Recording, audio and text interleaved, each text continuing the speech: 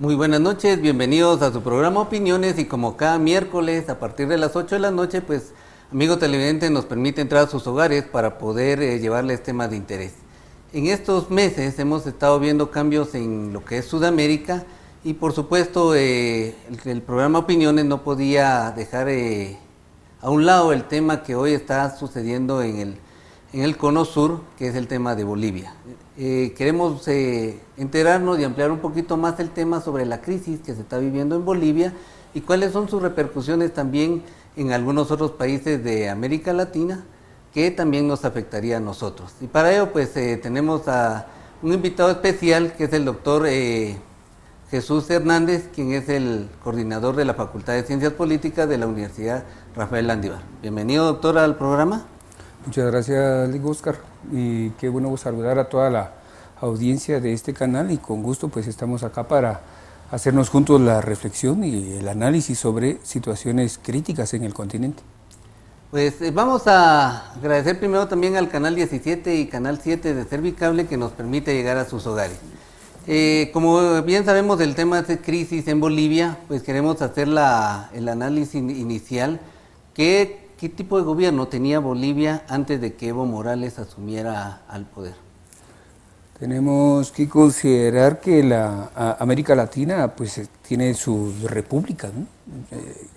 La mejor manera de entender la democracia ha sido vivir con sus estados republicanos, por lo tanto la constitución que garantiza todos los derechos en igualdad a las personas. Este es el modelo que ha estado en América Latina luego de las independencias, de sus revoluciones que han marcado estos cambios en el continente. Por lo tanto, diremos pues que sí, tanto Bolivia como los países de América del Sur están constituidos como repúblicas, países democráticos, digamos, electos y con toda la figura de la democracia, ¿verdad? En el sentido de elegir a las personas, el derecho al voto, la representación, las formas de organización que tiene los sectores para participar y buscar el poder, lo que nos muestra el gran modelo de la democracia, que nos permite pues verlo y como una oportunidad tanto para hombres y mujeres que ha tenido a lo largo de la historia pues distintos cambios, ¿verdad? Algunos tuvieron esa participación directa en su momento, solamente hombres, luego que en los 60, 70 se da el espacio para la participación de las mujeres y creo que ha tenido ese desarrollo la democracia en estas repúblicas, ¿no? Por supuesto. Hace 14 años surge una figura de los representantes de los cocaleros, como se les hace llamar allá en Bolivia, para participar en el proceso electoral de esa época que lo encabezaba Evo Morales. ¿Quién era Evo Morales antes de llegar y cómo llega al poder? Vamos a considerar a un joven que pertenece al movimiento social, campesino, indígena. En este caso más marcamos lo indígena, ¿no? Con un liderazgo enorme de formación de bases, y surge desde ahí pues el liderazgo de Evo Morales, que es importante para mí verlo como alguien del mismo sector del pueblo desde la base que hace sus propuestas y planteamientos de ver la necesidad de un nuevo modelo, que sea más incluyente. La primera figura que tenemos entonces de él es indígena, participando del movimiento social y a favor de los derechos. Aquí lo importante de esta democracia que decíamos en un primer momento, si es la búsqueda de la democracia trabaja por la libertad y la igualdad, mientras que la lucha del movimiento indígena en esta demanda ha sido por el derecho de los colectivos de los pueblos, y ese sí marca una diferencia, ¿no? Y eso creo que fue la gran base de las manifestaciones, los reclamos, las demandas que fue haciendo el pueblo indígena para este estado. Marchas fuertes que marcaron la historia de Bolivia, incluso de América Latina, donde se movilizó bastante gente. ¿Cómo encuentra Evo Morales ese gobierno en ese momento? ¿Cuál era la crisis que vivía Bolivia? Yo creo que el factor clave ahí ha sido la desigualdad, la economía de un sector que maneja siempre, tiene el control digamos, del poder económico, ¿no? Una oligarquía en este caso. Manejo de los Sí. recursos naturales. Entonces tiene todo ¿qué? La gran fuerza de controlar ese patrimonio y el monopolio de poder comercializar, sí o no, olvidándose de los derechos de los pueblos en ese lado, ¿no? Entonces en esa confrontación surge pues toda esta demanda de decir somos nosotros los administradores, somos nosotros los que tenemos el derecho a vivirlo o manejarlo de otra manera desde nuestros modos, costumbres, y creo que eso marca bastante el modelo que se va a construir alrededor del movimiento MAS. Algo que marcó mucho el gobierno de Evo Morales en sus inicios fue esa lucha de buscar esa igualdad.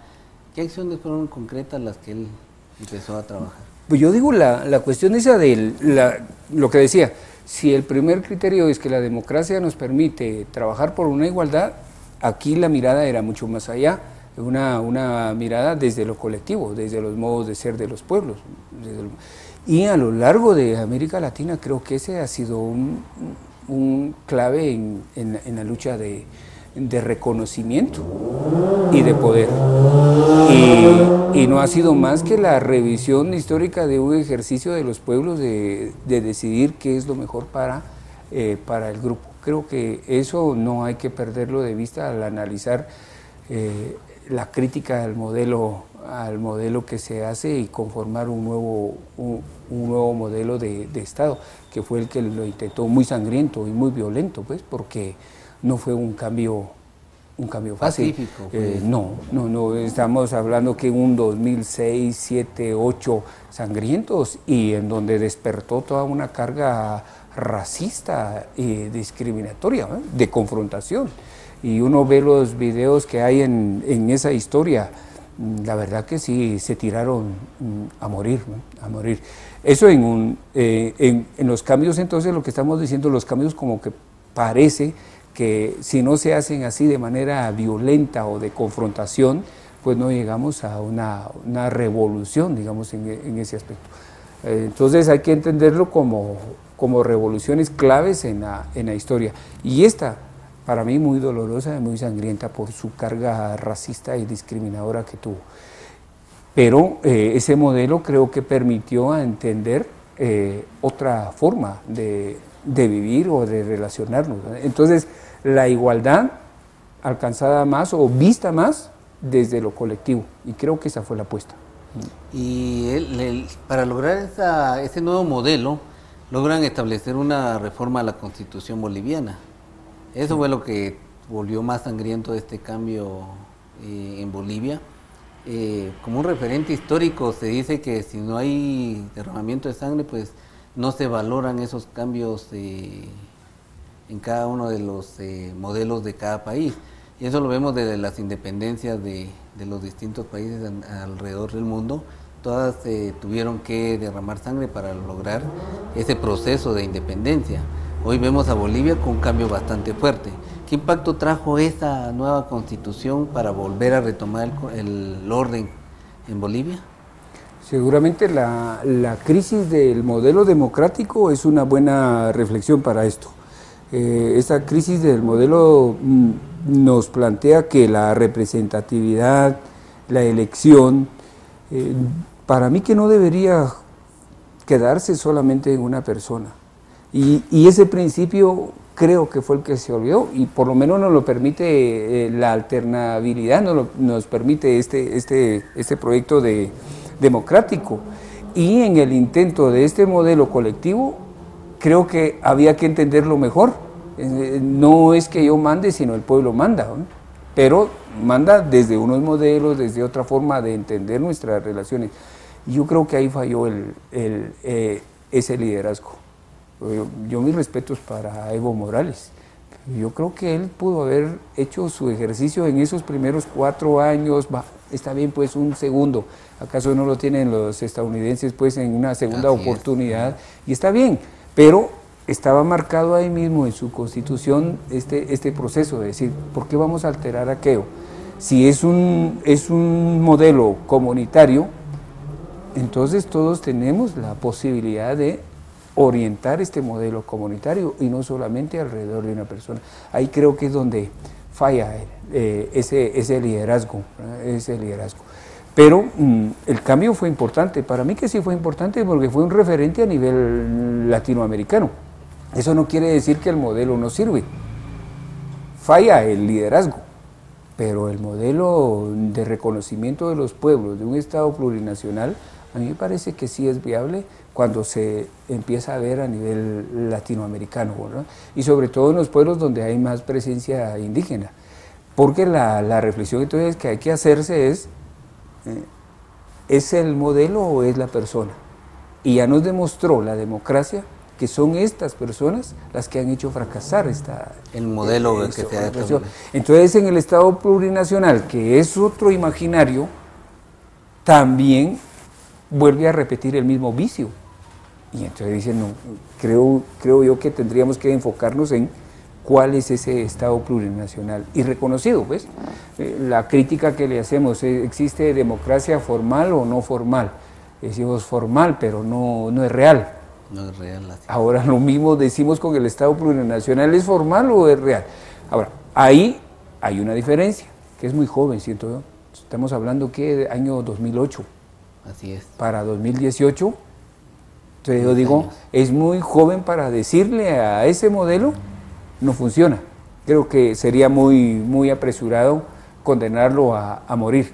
Como en Guatemala tenemos una joven democracia, son 33. Por eso digo, hablar del tema del modelo. Ahora, si uno lo ve a lo largo de la historia, no hombre, estamos partiendo desde las revoluciones francesas, la revolución estadounidense, que son ya que 230 años y tenemos todo un planteamiento. Sí, está bien, pero ve que el modelo no ha terminado de cuajar, porque hay algunos que precisamente no permiten que ese modelo cuaje. Y aquí sí que se identifica a esos actores que no permiten que ese modelo actúe. Vamos a continuar sobre el tema de la crisis en Bolivia después de que regresemos de este corte comercial.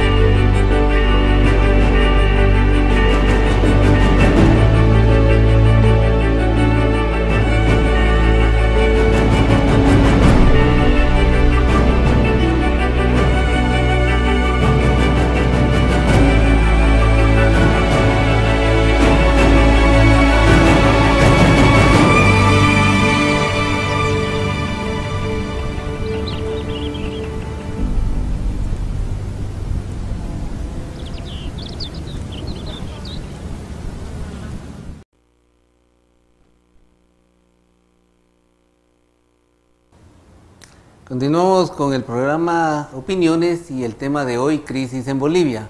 Hemos estado hablando con el doctor Hernández sobre el tema de los modelos que han estado empezando a surgir en Sudamérica, como el modelo del Estado plurinacional, que era uno de los que estableció Evo Morales, en este cambio constitucional que realizó en Bolivia. Si el modelo es muy joven, y hemos estado hablando de que lleva 10 años apenas dando sus primeros pasos, mencionaba el modelo democrático en Guatemala que apenas va por 30 años más o menos. ¿Cuánto más podríamos esperar para que estos modelos que hagan un reconocimiento sobre los pueblos indígenas realmente pueda empezar a darse como ya dentro de otros estados? Mira, yo lo veo en ¿Quién fue el que afirmó esto del fin de la historia? Fukuyama, ¿no? Al decir cae el modelo socialista y solamente se va a quedar el modelo democrático neoliberal, y este va a ser la gran punta, ¿no? Y en realidad fue así, pues, pero jamás pensaron que su gran vacío iba a ser en la parte económica, porque digo, bueno, se puede señalar en el aspecto social, en el aspecto político, pero en el aspecto económico jamás perdió el poder de cierto sector que ha manejado siempre toda esa relación y en función de ella hace funcionar toda la maquinaria de unas relaciones sociales. Entonces ese modelo del fin de la historia, y con esto ya nos quedamos, ha demostrado que ha habido más pobreza, analfabetismo, que ha habido más esclavitud en materia de trabajo, los salarios no son dignos. Esa mirada de ese modelo democrático neoliberal plantea entonces la gran búsqueda colectiva de los pueblos que tienen otro modelo. Y ese modelo creo yo que es el que se empieza a reflexionar y se empieza a trabajar. Es el buen vivir, la buena vida, o el estar juntos, vivir juntos, o pensar la otredad, diríamos, desde nuestra experiencia que tenemos como pueblos. Sin ser románticos, creo yo, pero sí hay algo que se ha rescatado, cómo era nuestra forma de gobierno, cómo eran nuestras formas de decisión, cómo eran nuestras formas de elección. Esas preguntas en la historia son importantes hacerlas para poder plantear esto que se llama Estado plurinacional, porque es, creo yo, positivo el reconocimiento de los otros, de las diferencias, y en esas diferencias permitirnos una tolerancia. El modelo entonces se construye a partir de ahí. ¿Es posible que no hayan tomado en cuenta el crecimiento de los pueblos indígenas? ¿Será que pensarían que se iban a reducir o realmente estaban tomados en cuenta? Porque siendo la democracia directa nos permite entrar en esas asambleas pequeñas, decisiones, ¿qué es lo que tenemos? Yo creo que hay comunidades, nosotros somos, ¿qué? 14 millones ahora, según el censo, pero todavía nos permitimos en pequeñas comunidades decidir qué queremos para cuáles son nuestras demandas para el gobierno local, el gobierno municipal y el gobierno nacional. Y eso es bueno rescatarlo porque sí hay ese ejercicio. Ese consenso. Ahora, este consenso ha ayudado a avanzar como pueblos, como yo creo que no. Por eso digo, es lamentable verlo y sin ser muy utópico, dice uno, lo tenemos, pero ¿qué es lo que impide que podamos disfrutar esa libertad, pues esa igualdad a la cual estábamos hablando, ¿no? Se supone que desde que se estableció el modelo económico de Bretton Woods en la década de los 70, la prosperidad iba a venir para América. Que fue lo que decíamos, el fin de la historia comienza con esta democracia y que va a haber oportunidades para todos, pero no, la trampa era esa.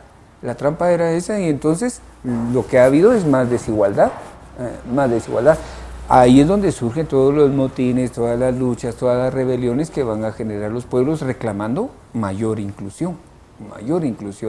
Pero precisamente ahora comentábamos en la tarde esta situación, y Bolivia es el referente, siento yo, que se convirtió en el niño rebelde, en el niño que va a dar una imagen a América Latina de es posible este cambio. Y para mí que sí es importante valorar eso, porque ves las figuras ahora del imaginario que tenemos es más colectivo. Atrás de Evo Morales no estaban los militares. No estaban, así es. Atrás de Evo Morales no estaba la oligarquía.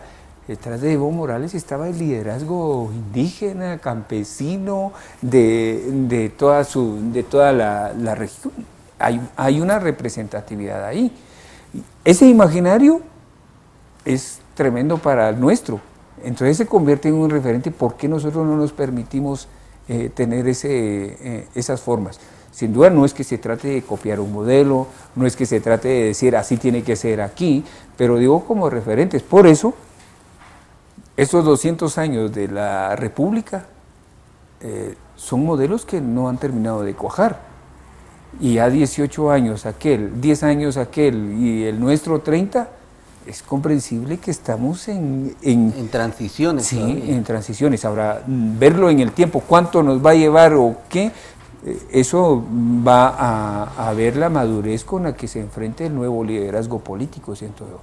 Pero tu pregunta era esa. Hay un sector económico que no permite que haya un crecimiento. Que haya un crecimiento.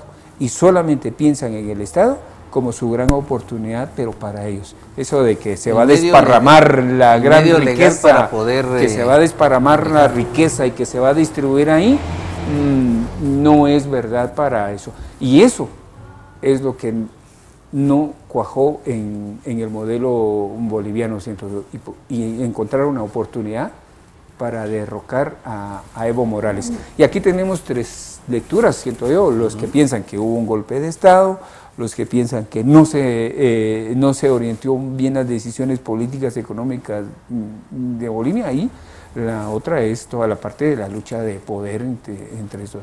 Esos tres factores hacen entonces que nuestra lectura se quede en esa revolución, es contrarrevolución lo que se necesita, pero el imaginario por lo menos está presentado. Eso llama a la crisis, porque sí polarizó ya al pueblo boliviano. Al pueblo, así es. Haciendo una comparación, si Bolivia está volviéndose un referente para establecer este nuevo modelo, ¿qué sucedió cuando empieza Venezuela a plantear el tema del ALBA, a tratar de unificar países sudamericanos que estuvieran en contra del neoliberalismo? ¿Qué le faltó a Venezuela entonces para poder establecer ese modelo? Bueno, está Ecuador, no hay que olvidar Ecuador, que también tiene en su constitución el modelo plurinacional, ¿verdad? Entonces esos dos, por eso digo aquí, creo que estaba más en la mirada del liderazgo del indio, al indio permitido, ¿no?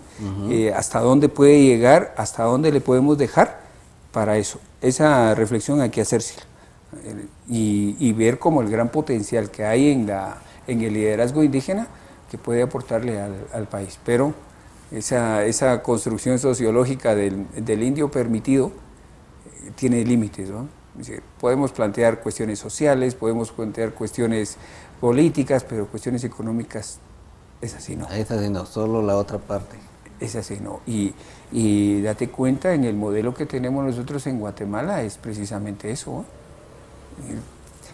Hablen pues de educación bilingüe intercultural, hablen de racismo, hablen de discriminación, pero hasta ahí nada más. Pero la otra parte de esas, de las transnacionales, las leyes y todo, esas son nuestras, y esas sí se convierte en terrorismo, esas se convierte, ves cómo se agarran de esa parte. Entonces todo lo demás permitido. Y entonces en Venezuela va precisamente a hacer es como ese referente, incluso le están hablando de la teoría de la conspiración, ¿verdad? Que Venezuela que ha preparado todas estas manifestaciones o todos estos motines para desviar la atención de la opinión y quedarse en esas cuestiones que están pasando en América, en Colombia, Ecuador, Uruguay, Chile. Entonces uno dice, a ver, ¿no será que nos están picando nada más? Para alguien que debería hacer esa mirada, ella dice, es que es la crisis de ese modelo económico el que realmente está haciendo que ese despertar haga que otra vez la población manifieste, porque su realidad es otra, ¿no? Así es. Vemos también parte de toda esta crisis que ha afectado a Chile, y que ahí también el tema fuera de la parte urbana está el tema de los pueblos mapuche, que es otro que ha sufrido esa desigualdad, que incluso ha sido relegada a las partes más recónditas del país de Chile.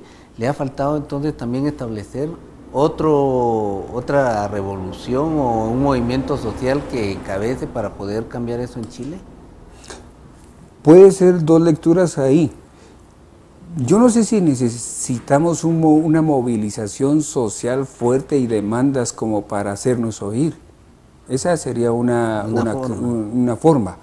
Pero la otra es, ¿y el liderazgo político acaso no lo tenemos?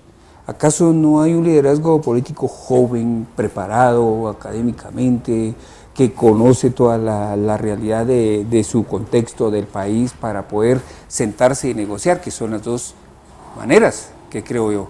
Esta, la del movimiento, organizarnos y manifestarnos, yo lo entiendo, es nuestro enojo, es nuestra frustración, es sentirlo directamente realmente. del pueblo. Pero hay liderazgo ahí. Yo apostaría porque ese liderazgo es el que se siente, dialogue, llegue a los consensos que favorezcan eso. Digo, para evitar este tipo de cuestiones, Exacto, que es positivo, digo, no es que esté en contra de la movilización, incluso aunque entre nosotros aquí en Guatemala estamos viendo que la movilización de 2015 ya no se vuelve a repetir. No, así Y es. estás mirando pasar en tus narices decisiones de los diputados que uno dice, esto ya no se los deberíamos permitir, ¿no? Vamos a ampliar un poquito más sobre esta parte del análisis cuando regresemos del corte comercial.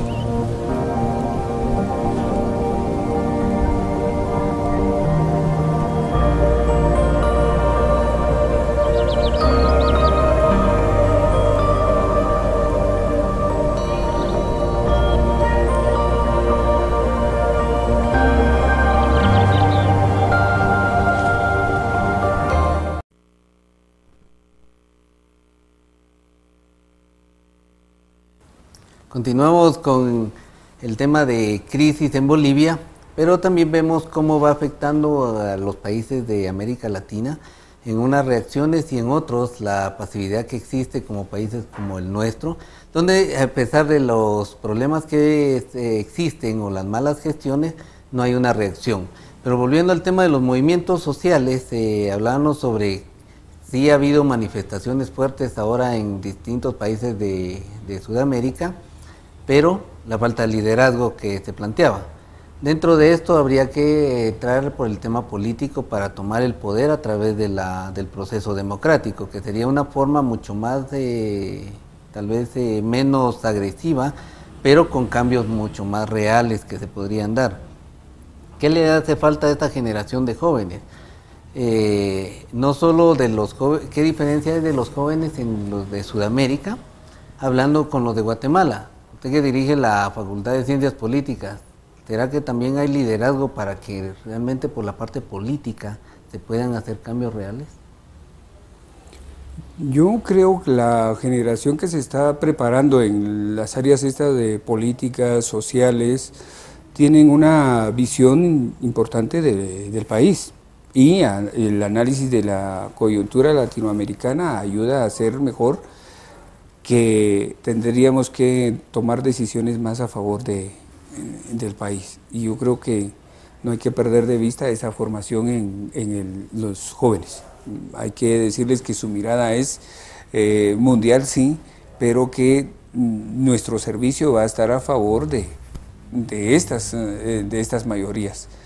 Y por eso nos estamos preparando para poder hacer un ejercicio público mucho más honesto, justo y con mucha capacidad para llevar adelante el país. Yo la contradicción que veo, y precisamente por la mirada que hacemos de Bolivia, es que está convocando a elecciones, ¿no? Que está bien, buscan las elecciones que para enero de 2020. Así es. Ahora, esto permitido, diríamos, hasta en el ejercicio democrático, está bien, para evitar la crisis que sea mayor y la confrontación, busquémosle una salida a través de las elecciones. Y entonces vamos, pero ¿quién va a estar al frente de eso? Y entonces decimos, regresa a través el modelo de, digamos, de conservadores, que estaban más a favor de toda esta, de este monopolio y este control de los recursos naturales y no tanto en la cuestión colectiva. Yo creo que ahí sí está bastante crítica la decisión, es regresar otra vez al modelo conservador y olvidarse de a no ser que la decisión, y ojalá pensando en positivo, que los bolivianos decían otra vez dejar a sacar un liderazgo su nuevamente del pueblo. Su liderazgo joven, su liderazgo que refresque toda esta mirada de lo colectivo, de la diferencia, de aprovechar juntos nuestros recursos, pero para favorecer, no para enriquecernos, ¿verdad?, sino para vivir bien, que es creo yo, la filosofía de esto, es para vivir. Y lo mismo pensamos en esta formación de los jóvenes.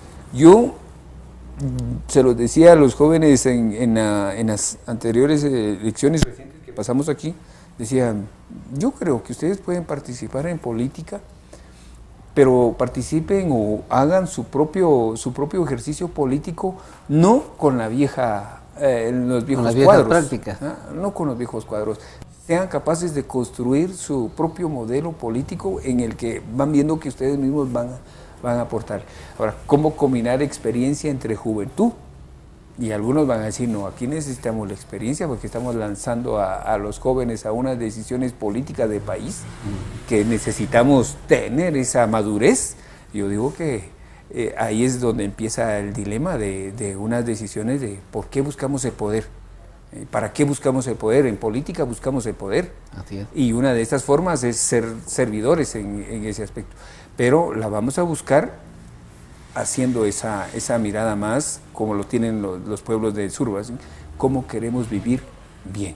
Y ojalá que nuestras prácticas, nuestra ética nos lleve a esa construcción. ¿Sí? Aquí este tema está como todavía muy relegado. ¿Hablamos de estados plurinacionales o hablamos de solo con aquel elemento que se puso de justicia plurinacional? Eso fue el despertar de un sector económico que dijo, oh, están dividiéndonos, ¿no? No podemos darles el poder en ese aspecto. Ahí se nota de un solo, hasta aquí sí se puede llegar. Entonces la formación política de nuestros jóvenes, siento yo que es esa mirada que deben tener no solo de su país, sino lo que ha significado esa revolución.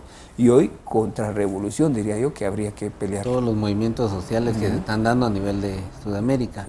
Oyendo esta reflexión, nos lleva a pensar que tanto países como Centroamérica y Sudamérica podrían empezar a hacer cambios si los jóvenes se involucran en estos procesos, incluyendo desde lo que es, por ejemplo, los COCODES acá en el país, esta participación política de toma de decisiones desde lo local para irse expandiendo a nivel nacional.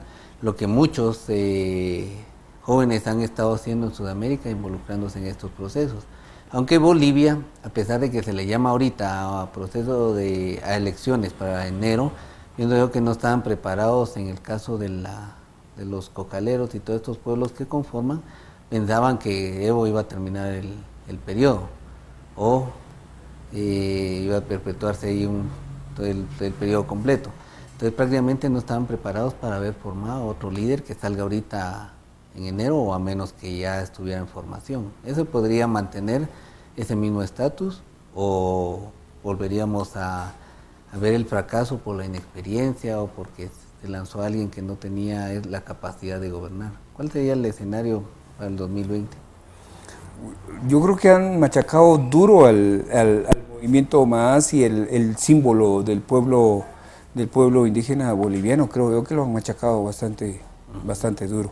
Y lo han machacado, por ejemplo, volviendo a ese imaginario de la Biblia, ponerte la Biblia y grandota. Grandota. Yo, mis respetos a la religión y todo eso, pero sí es como diciendo aquí, miren, y se impone otra vez, esta es la única verdad, ¿no? Y las otras formas, cosmovisiones de los pueblos le han dado duro. Le han dado duro. Ahora, jurídicamente, Evo termina, ¿qué? 2020. Es que él no ha terminado. Y no sabemos todavía si ahora pueda regresar o no. Pueda regresar, pero es muy difícil que vaya a regresar, pero jurídicamente, legalmente, él sigue siendo el presidente, porque ahorita no han aceptado la renuncia. Uno. Dos, van a hacer elecciones, van a convocar a elecciones. Eso está muy apretado ya. Ahorita, ¿qué son? Un mes y medio. Eso no es real. Eso no es real en 120 días para armar unas elecciones. Es lo que decía, si había un líder que saliera preparado para un mes y medio. No, por eso digo, no está. Entonces lo que tendría esa oferta de decir y convocamos a elecciones a enero de 2020 no es verdad. Ese es un populismo que maneja esta vieja guardia para bajarle los ánimos, pero políticamente no es viable.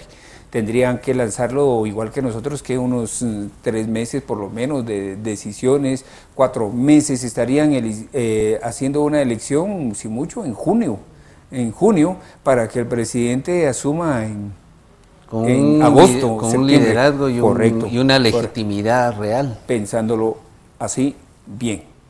Si ellos son respetuosos de eso que están diciendo, aquí se están violentando los derechos. Bueno, entonces hagamos ese proceso, pero visto desde ese lado.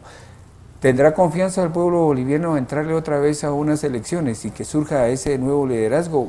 Yo creo que ahorita está pegando mucho la cuestión del racismo, y va a ser como el eje que orientará otra vez a las decisiones. Es una confrontación, yo espero que no sea violenta y que logren salir de esa crisis de manera consensuada en ese lado. Entonces, el imaginario es ese, destruir todo lo que es diferente. Aquí somos únicos, ¿no? Y lo maltratan y quemaron la bandera, sacudieron la bandera, el símbolo de ese Estado plurinacional, una cuestión. Entonces, debe haber un liderazgo ahí joven. Los bolivianos tienen otra manera de involucrarse en la política, ¿cierto? Sí lo tienen. Entonces habrá que esperar quiénes son esos, y ojalá sean hombres y mujeres que planteen este nuevo modelo. El hecho de haberse presentado ante los medios de comunicación con una Biblia y decir que entraba nuevamente a casa presidencial pueda significar volvimos a conquistar este territorio con el cristianismo, como lo que sucedió en la conquista. Es lo que decíamos. Pero esto sí necesita la otra lectura de los que se piensan que hubo golpe de Estado, en el sentido de cómo el ejército va asumiendo nuevamente poder, y se desvincula de las decisiones de Evo y lo deja solo. Y ya no solo lo deja solo, sino que le pide que renuncie mejor. Pero sí tenía a su favor ya al otro sector de la policía, que también estaba más debilitada. Entonces sí, al sentirse solo en esa fuerza, ahí rompieron ya esa relación y él iba a estar solo en esa parte. Aunque estuviera todo el movimiento más ahí como partido, aunque todos...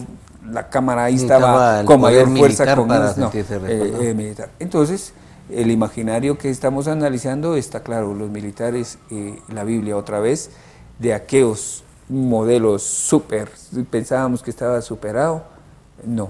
Vuelve a retomarse. Porque estamos viendo repetirse eso desde aquí de Guatemala, si querés, ¿no?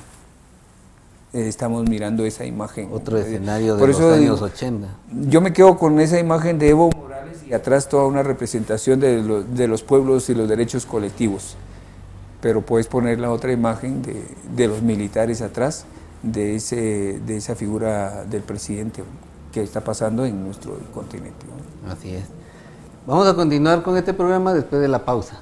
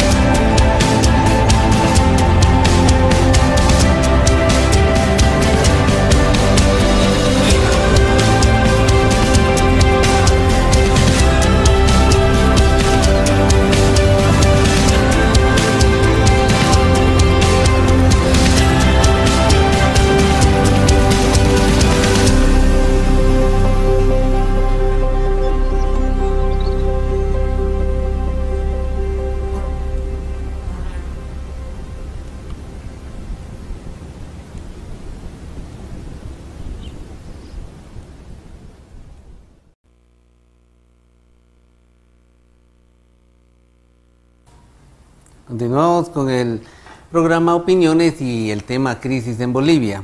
Hemos estado viendo los diferentes escenarios de la problemática en Bolivia, cómo ha afectado también en otros países, qué implica otros movimientos sociales que han surgido en la crisis de Chile y otros países. Pero también tenemos que ver cuál es el escenario que podría haber alrededor de Bolivia. ¿Qué otros países tendrían que pasar por este proceso para caer al régimen, porque así podríamos llamarle, a volver a esta democracia donde la parte económica sea la que dirija los países? Porque ahorita todavía hay unos países que se resisten a esto. Podríamos mencionar que Venezuela es el último país que está por caer ante esta oleada que ha venido desde que Lula da Silva también cayó en Brasil y otros dirigentes. ¿Qué es lo que se espera alrededor de Bolivia? Yo siento la parte clave en esto es si su constitución mantiene todavía la figura de estados plurinacionales. Somos estados plurinacionales. Ese reconocimiento a mí me parece positivo, cuidarlo. Y alrededor de él se construye toda una forma de gobierno, de decisiones políticas, de relaciones, de aprovechamiento de los recursos. Y entonces ahí sí creería yo esa riqueza que se distribuye de manera justa y equitativa para todos, en donde todos puedan avanzar en educación, en donde todos puedan tener salud, donde todos tengan oportunidades de trabajo. Si lo permite el modelo, eso me parece a mí que es la gran oportunidad que tiene Bolivia de recuperarlo y hacerlo viable a través de unas elecciones en el que ellos mismos, con su crítica de construir el Estado plurinacional, porque MAS no está derrotado, que está siendo bastante criticado, sí, pero yo creo que tiene la oportunidad de replantear otra vez. Está reorganizando, sí, más que todo. Eso es la oportunidad que tiene, creo yo, Bolivia, de buscar otro liderazgo y elegir a otra persona que los represente y los lleve. Porque no estamos hablando aquí del cambio de la Constitución, eso ya sería otra situación que nos lleve a esa mirada. Aquí lo tuvimos que después de la firma de la paz, en 1999, nosotros íbamos a ser un Estado plurinacional, multiétnico, multicultural, y ganó el no. El no en la consulta popular. Porque entonces les llevaríamos una ventaja enorme a los bolivianos, digamos, en esa forma de entender los derechos colectivos. Y ellos sí tienen esta oportunidad de cuidarlo y el liderazgo volver a dárselo a quien ellos consideren, que creo yo la oportunidad que tienen, pues. En relación al liderazgo, ¿será que va a poder salir ese liderazgo en mes y medio previo a un proceso electoral? Yo lo que decía es que no es real. Si lo vemos así en las campañas, en campañas políticas, ¿va? No se puede construir un liderazgo en 2 meses. Aquí mismo ya tuvimos la prueba, en 3 meses que fue la campaña, no dio toda la oportunidad para que los nuevos rostros sean conocidos y que tengan toda, además de la maquinaria que se trabajó para debilitar cierto liderazgo. Esa sería una cuestión. Ellos creo que van a tomar la decisión correcta de decir no es cierto esto, a no ser de que no quieran ese nuevo liderazgo que surja desde los pueblos. Si no quieren que surja ese liderazgo de los pueblos, que es su intención, por eso es que están mancillando cada vez más la figura del indígena, de su cosmovisión, de los derechos plurinacionales. Entonces van a trabajar solamente ese lado conservador, el que va a mantener el control, construyendo otra tiranía, pues, otra tiranía. Y entonces lo pueden hacer, pero yo no lo veo real ni viable en 1 mes y medio. Yo lo que decía es, deben trabajarlo en 6 meses para poder impulsarlo. Y incluso tendrían que lograr estabilizar al país, por lo menos ahorita, para poder estructurar el proceso electoral que sería en enero, que es posible que sea a finales de enero. Entonces estamos hablando de muy poco tiempo para poder establecer eso. En relación a Centroamérica, este tema, ¿en qué le podría afectar? Estamos a ya poco tiempo de poder cambiar de mando en Guatemala. Ya el 14 de enero asumen las nuevas autoridades a nivel de presidente, diputaciones y las alcaldías en lo local. ¿Hay una repercusión en esta política que afecte a Centroamérica? Sí, la crisis de la democracia creo que está en toda América Latina, incluso en Europa también. Se reflejan descontentos a través de las manifestaciones y de las protestas, tanto en Europa como aquí en América Latina. Y nosotros, ¿acaso no tenemos conflictos? Pues ayer teníamos el de Toto, una manifestación enorme, ¿no? El de los maestros, que estaban ahí también en el... pero son dos conflictos, dos intereses distintos. Y estamos pues en conflictos. Esa es la gran variable en este continente. Y si identificamos mejor los conflictos, pues aquí ya veíamos el conflicto del presupuesto, conflicto de las transnacionales, conflicto de la energía, conflicto de gobernabilidad. Aquí somos expertos en conflictos. Entonces las nuevas autoridades tendrían que sentarse, creo yo, y digo eso, yo creo que Jean Mathey dijo que los primeros 5 días de su gobierno lo iba a hacer aquí en Xela. Acá en Xela, así es. Xela. Esa sería una oportunidad de hablar en la región con ese liderazgo que ha sido electo, ¿no? Para empezar a ver cuáles serían las prioridades de políticas y de la agenda a seguir para que este país no se quede estancado en los conflictos. Porque una de las expertise, digo yo, es que los conflictos no se están manejando bien. Y no lo digo por la parte técnica, sino porque creo yo que no estamos llegando en realidad al problema que están enfrentando las comunidades. Entonces este ejercicio de las nuevas autoridades va a implicar eso, sentarse, ver la región como interés común y sobre eso construir la agenda de avance para superar y romper estos conflictos. Esa es una gran oportunidad que tienen las nuevas autoridades, siento yo, para a partir de estos primeros 100 días que tienen. Sin embargo, tenemos un caso bastante fuerte que es migración, con el tema de ser el tercer país seguro en este tratado que firmaron con Estados Unidos. Parte de eso es también la conflictividad que va a existir y que empieza ya a existir en Guatemala, un conflicto más, pero que también es el reflejo de ese modelo que se estableció. ¿Quién controla a quién? ¿Quién dirige a quién? ¿O hacia quién estamos realmente se está gobernando? ¿Si hacia la población o al sector económico? Que ese sería tal vez lo que va a repercutir bastante en estos países que lograron establecer lo plurinacional y que hoy están en un proceso de crisis también. Yo siento que el tema de migración merece una discusión aparte y una reflexión aparte por las implicaciones que tiene.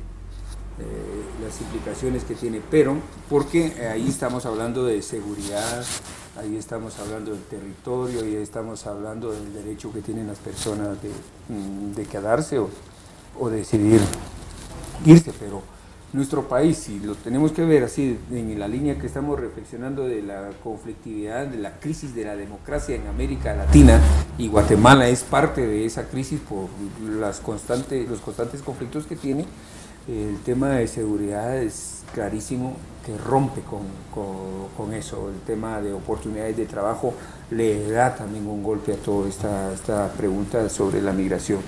Pero sí me quedaría con que tenemos muchos conflictos y la oportunidad que tenemos para medio ajustarnos con esas políticas públicas que orientarán el próximo gobierno será priorizar cuáles serán en ese primer año de ese ejercicio para irlos bajando, ¿no? O que no sean muy fuertes o dolorosos para el cambio que necesita el país.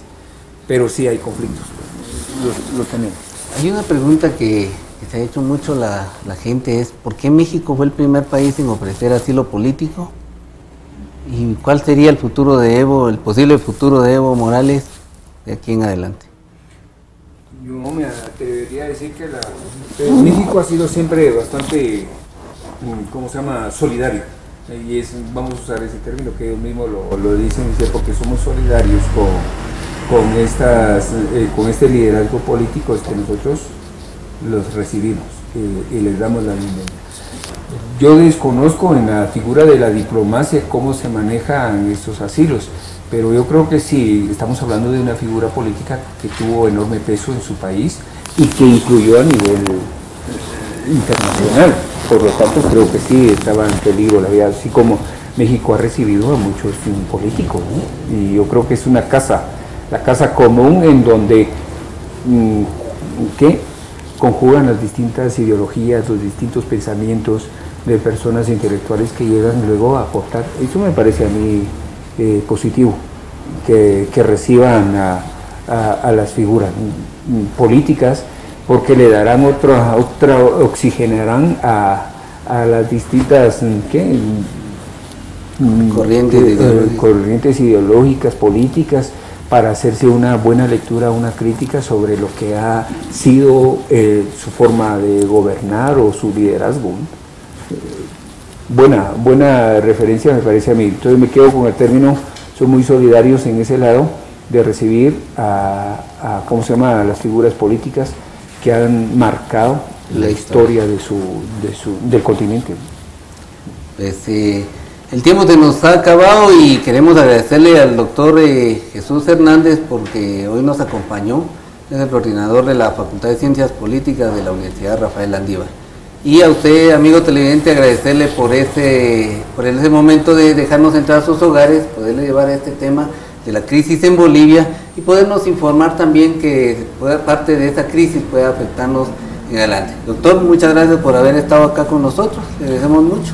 Gracias por la invitación y es un gusto compartir esta manera de ver lo que está pasando en el continente ahora. Pues nos vemos el próximo miércoles, como siempre en su programa Opiniones y como siempre a las 8 de la noche. Mi nombre es Oscar Goblum, Dios me lo bendiga a cada uno de ustedes.